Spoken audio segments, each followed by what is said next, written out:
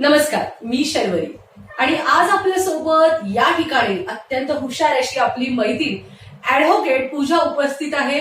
आज आपण अत्यंत महत्वाच्या विषयावर बोलणार आहोत. त्यापूर्वी आपण करूया त्यांचं स्वागत. नमस्कार. नमस्कार. एकूणच आपल्याला माहिती आहे आपल्या दैनंदिन आयुष्यात अनेक समस्यांना सगळ्यांना सामोरं जावं लागतं आणि सगळ्यात महत्वाची गोष्ट म्हणजे एखादी गोष्ट खरेदी करताना किंवा एखाद्या सेवेचा आपण उपयोग करत असताना मग नाना प्रकारे आपली फसवणूक होते आणि अशी फसवणूक झाल्यानंतर आपण करायचं काय.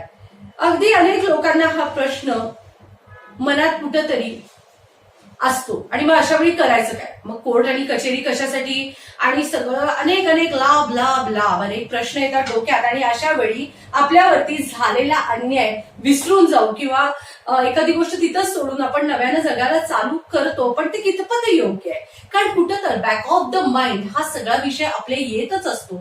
म्हणूनच सगळ्यात महत्वाचा विषय आज आम्ही बोलणार आहोत, मी आणि आपली मैत्रीण पूजा, की ज्यावेळी आपली एखाद्या ठिकाणी फसवणूक होते मग ग्राहक कायदा म्हणजे काय, नेमकं करायचं काय, हा कायदा कुठे कुठे उपयोगी येतो. एक ना अनेक विषय आणि दर्शको तुमचेही अनेक प्रश्न असणार आहेत आणि तुम्ही ते थेट शर्वरी पवार sharwari.ss@gmail.com हा आमचा मेल आयडी आहे, तिथंही विचारू शकता आणि खाली आमचा नंबर आहे त्यालाही विचारू शकता.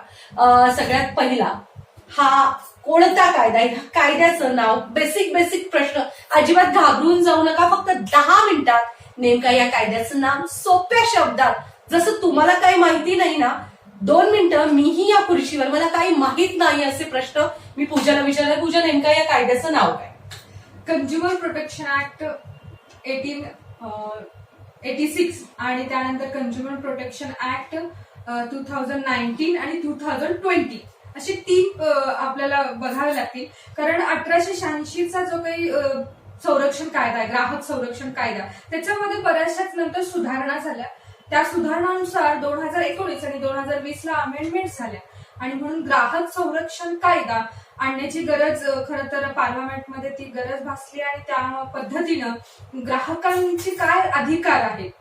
आपण बघतो की कुठलीही एखादी वस्तू खरेदी करायचं झालं, वेगवेगळ्या अनेक लोकांच्या गरजा जशा आहेत त्या पद्धतीनं वस्तूंची गरज भासते. त्याशिवाय काही सेवाही आहेत, जसं आपण सेवाही घेतो, सर्व्हिस ज्याला आपण म्हणतो, तर ते सर्व्हिसमध्ये एखाद्याने डिफॉल्ट केला किंवा एखादी वस्तू खरेदी केल्यानंतर आपली फसवणूक झाली तर त्यासाठी काय सेपरेट आपल्याकडे कायद्याच्या माध्यमातून न्याय देता येईल त्या ग्राहकांना, यासाठी कंझ्युमर प्रोटेक्शन ऍक्ट ही सिस्टीम हे बिल पास झालं आणि त्या बिलच्या माध्यमातून स्टॅट्युटरी प्रोव्हिजन्सची एक बिल पास करून त्यामध्ये अमेंडमेंट्स दरवर्षी येत असतात नवनवीन, जसं ज्युरिस्डिक्शन आहे, पेक्युनरी ज्युरिस्डिक्शनच्या माध्यमातून किंवा ग्राहक या संकल्पनेत कोणाला आणायचं आणि कोण येत नाही या इथपासूनच्या सगळ्या प्रोसिजर्स मधून हा ऍक्ट बनवला गेला आणि ग्राहकांना जास्तीत जास्त त्यांची फसवणूक होणार नाही. आज भारतीय बाजारपेठ असू दे किंवा इंटरनॅशनल नॅशनल लेवलच्या कोणत्याही बाजारपेठेमधून आपल्याला आपण काही वस्तू घेत असतो, आपल्याला जो गरजेचे असतात दैनंदिन आयुष्यामध्ये, आणि किंबहुना आपण काही सर्व्हिसही घेत असतो. जसं फॉर एक्झाम्पल आता कस्टमर किंवा ग्राहक म्हणलं की आपल्याला साधं वाटायला लागतं की ग्राहक म्हणजे मी ही वस्तू ज्या ठिकाणातून घेतली तिथं माझी फसवणूक झाली का. पण ग्राहक या संकल्पनेत खूप मोठा स्कोप आहे, खूप मोठं त्याचं स्वरूप या ऍक्टच्या माध्यमातून केलंय. ह्याच्यामध्ये थेट तुम्हाला एखाद्या बँकमध्ये गेल्यानंतर तुम्हाला काही तिथे प्रॉब्लेम झाला किंवा बँकेतल्या काही कर्मचाऱ्यांनी तुम्हाला जर का काही सर्व्हिस व्यवस्थित दिली नाही तरी सुद्धा तुम्ही या ग्राहक न्यायालयाचा वापर करू शकता. या म्हणजे बँका, पतसंस्था, साधं किराणा मालाचं स्टोअर असेल, कुठलाही मॉल असेल, कुठलाही सर्व्हिस तुम्ही ऑनलाईन घेत नाही, असाल. बऱ्याचदा असं होतं साधं किराणा मालाचं स्टोअर असतंय आणि ती वस्तू तिथं 20 रुपयाची, प्रश्न पैशांचा नाहीये, प्रश्न फसवणुकीचा आहे. 20 रुपयाची वस्तू असते आणि ती थेट तो मनुष्य 25 रुपयाला विकत असतो. आपण बऱ्याचदा पाहतो बिस्लरी बॉटलवरती जी प्राइस असते ती वेगळी असते, पण ते थंड व्हावं किंवा खूप सारे टॅक्सेस आणि ते विकताना खूप पैशात विकल्या जातात. अशा छोट्या छोट्या अडचणींवरतीही ग्राहक हक्क संरक्षण कायदा हा खास अंमलात आणलेला आहे आणि याचं इम्प्लिमेंटेशन ही अतिशय चोखपणे होऊ शकतं. मध्यंतरी मी एका बाहेर गेले होते आणि तिथं एअरलाईन्स वाल्यांकडून त्या गोष्टी म्हणजे विजाच्या संदर्भात किंवा काय त्यांची गफलत झाली आणि त्यांनी तो पुढचा प्रवास करू दिला नाही आणि मग अशा वेळी ग्राहक हक्क संरक्षण कायद्याकडे धाव घेतल्यानंतर जवळपास 1.5 लाख परत मिळाले. अशा अनेक घटना, अनेक अशा गोष्टी आहेत की नाही सरकारी काम आहे आणि 6 महिने थांब असा काही विषय नाहीये किंवा असा काही कायदा नाहीये. तुमच्यावर जर अन्याय होत असेल, तुम्हाला कुठल्याही गोष्टींवरती फसवलं जात असेल तर नक्कीच ह्या कायद्याचा उपयोग होतो का? शकतो. 2 गोष्टी आहेत. एक तर तुम्ही ग्राहक जेव्हा तुम्ही या कायद्याचा वापर करून आपल्याकडे डिस्ट्रिक्ट लेवलला, स्टेट लेवलला आणि नॅशनल लेवलला 3 प्रकाराने हे कमिशन आहे, ज्याला आपण मराठीत मंच म्हणतो, ग्राहक मंच. जसं आपण प्रत्येक जिल्हा वाईज, आता इथं सांगलीमध्ये डिस्ट्रिक्ट ग्राहक मंच आपण ज्याला म्हणतो, तर अशी सिस्टीम आहे. म्हणजे आपल्या प्रत्येक जिल्ह्याच्या ठिकाणी हे ऑफिस असतं. शिवाय तुम्हाला स्टेट ह्याच्यामध्ये इतकी छान प्रोव्हिजन आहे की तुम्ही एखादी सर्व्हिस जरी कोणाकडून घेत असाल, असं जसं मॅडमने सांगितलं की विजा ही सर्व्हिस आहे. आपण विजा काढतो म्हणजे त्या ग्राहकाला, त्या कस्टमरला विजा प्रोव्हाइड करून इंटरनॅशनल लेवलच्या गोष्टी आपल्याला फिरता येणार, बाकीच्या सगळ्या गोष्टी ह्या सर्व्हिस रिलेटिंग आहेत. जसं फॉर एक्झाम्पल आपण आणखी एखादी सेवा असेल की आपल्या टेलिफोनिकची सेवा असते किंवा आपण कुठली मोबाईलवरची एखादी ऑनलाईन सेवा सर्व्हिस आपण प्रोव्हाइड घेतली असेल, ऍक्टिव्ह केली असेल आणि त्याच्यामध्ये सर्व्हिस डिफॉल्ट इन सर्व्हिस असेल, म्हणजे ती सर्व्हिस देत असताना प्रॉपर, जसं तुम्हाला मार्केटिंग करत असताना किंवा तुमच्याजवळ एखादी गोष्ट सांगत असताना त्या सर्व्हिस बद्दल ती जशीच्या तशी सांगितल्याप्रमाणे तुम्हाला ती मिळाली आहे का नाही. जर ती मिळत नसेल तर तुम्ही थेट ग्राहक न्यायालयात जाऊन याबद्दल तक्रार देऊ शकता. मला उदाहरण खूप छान सांगायला आवडेल की आज ग्राहक इतके जागृत झालेले आहेत.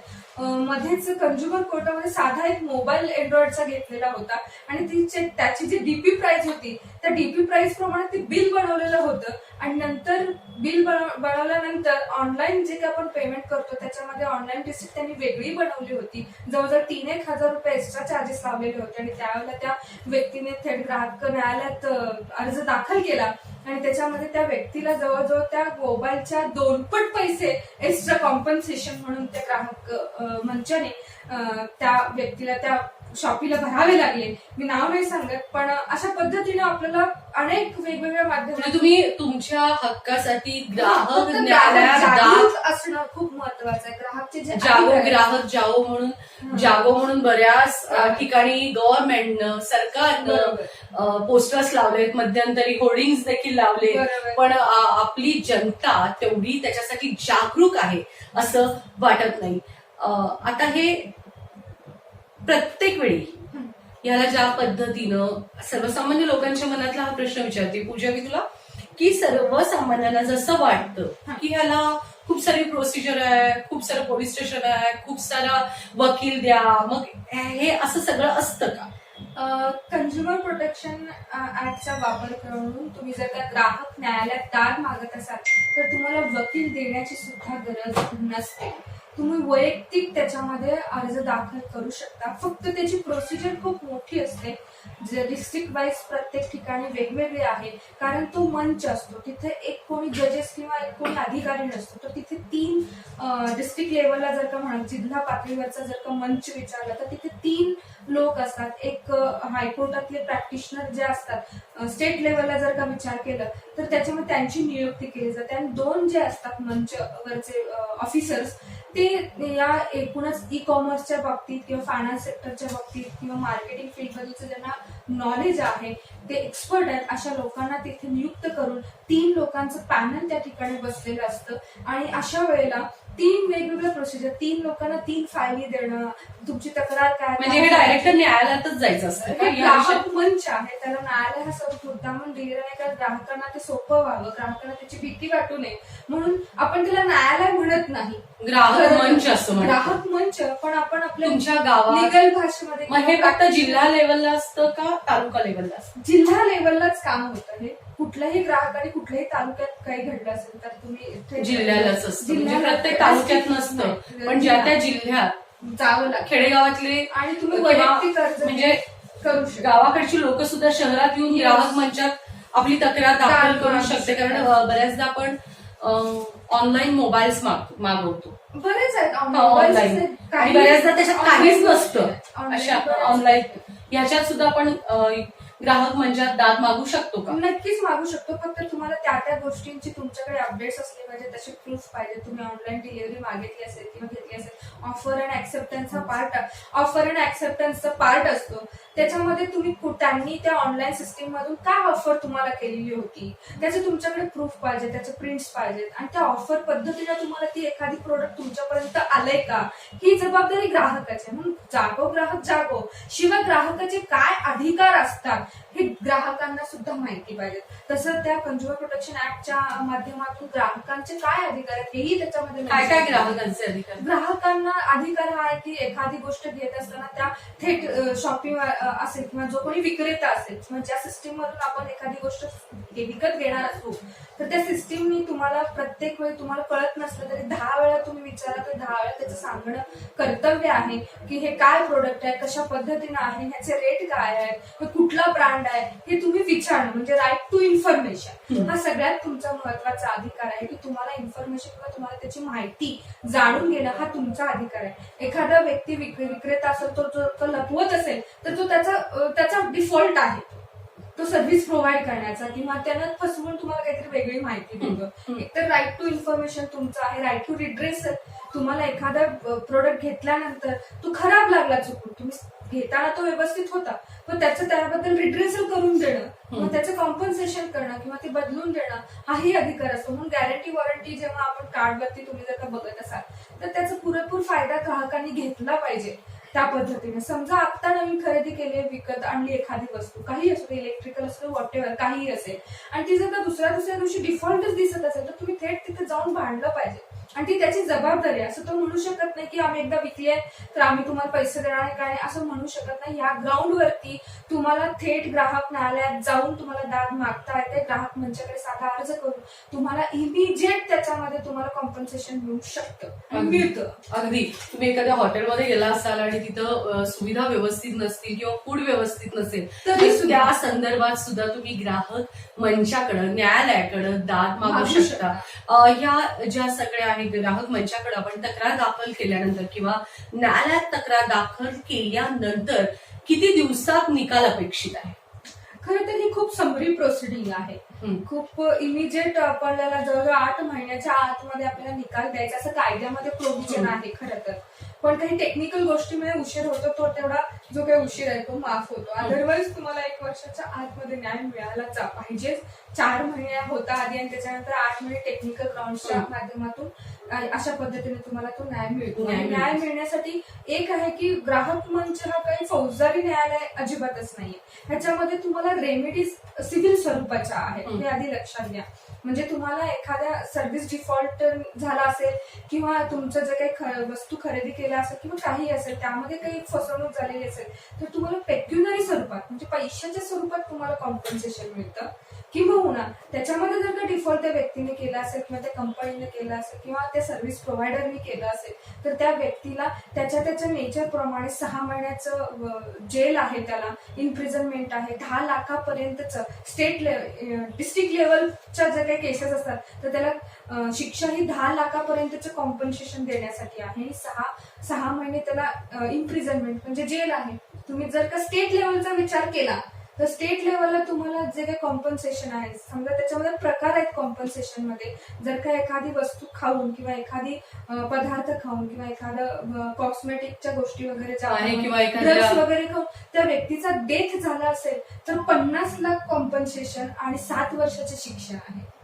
अशा पद्धतीने एकदा ग्राहकचा इम्पॅक्ट, त्या इफेक्ट काय. या फील्डमध्ये डॉक्टर्स वगैरे पण येतात, सगळे beautician. Of course doctor is a service provider, त्यामुळे पेशंट हा कस्टमर आहे. या कंझ्युमर प्रोटेक्शन ऍक्टच्या ह्याच्यामध्ये डेफिनेशन मध्ये जर का विचार केला तर पेशंट हा ग्राहक समजला जातो.